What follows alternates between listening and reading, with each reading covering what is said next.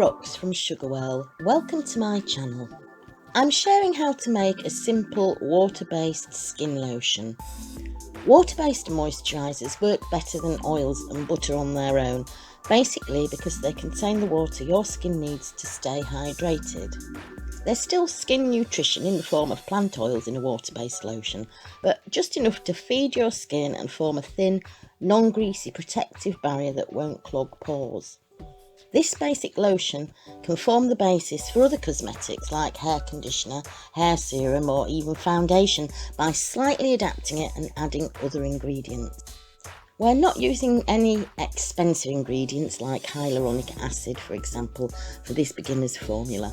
This is just a basic hydrating lotion formula you can use on its own and as a basic starter formula to build on. As this formula contains water, an inviting vector for bacteria and molds, we need to keep everything as sterile as possible. We want to avoid introducing any nasties into our product to extend its shelf life.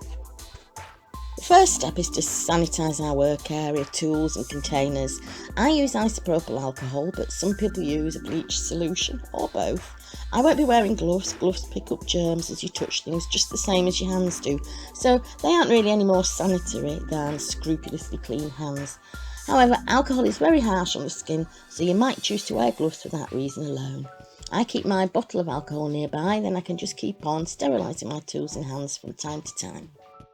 Okay, we have two phases, the water phase and the oil phase. We need to weigh out our oily and water ingredients separately. For the water phase, I have 76 grams of sterile distilled water and I'm adding 5 grams of glycerin.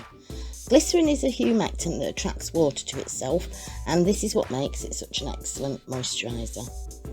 For the oil phase, we need an emulsifier or two to get the water and oils to blend together without separating.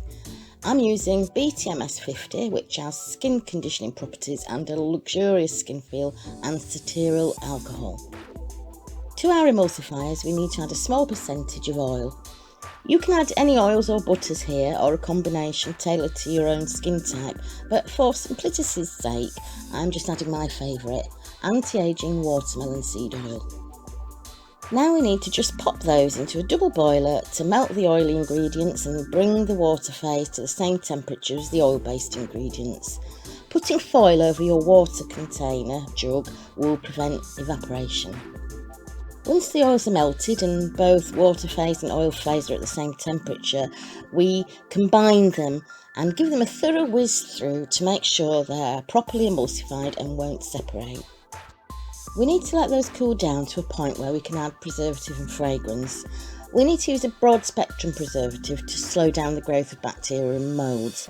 I'm using one called phenoxyethanol EHG. It's heat sensitive, so we need to add it when our lotion is cool enough.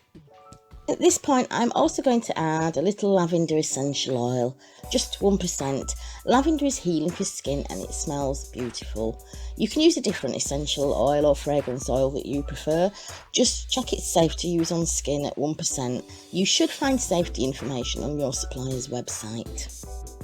I already know the pH is perfect because the ingredients are simple and neutral, so no need to test. Okay, so I'm just going to transfer this to my sterilised pot. This is going to have quite a creamy texture. It's easy to adjust a formula to make it thinner or thicker by playing with the percentages of water and emulsifiers once you get the hang of it. A day later, and here's our finished lotion. It feels fabulous on my skin, it's light, it sinks in almost instantly and it doesn't feel greasy or sticky. You can use this anywhere on your body to rehydrate your skin. And that's how easy it is. So here's the full formula, and this will make 100 grams. Right, I'm off to play a bit of GTA. See you later.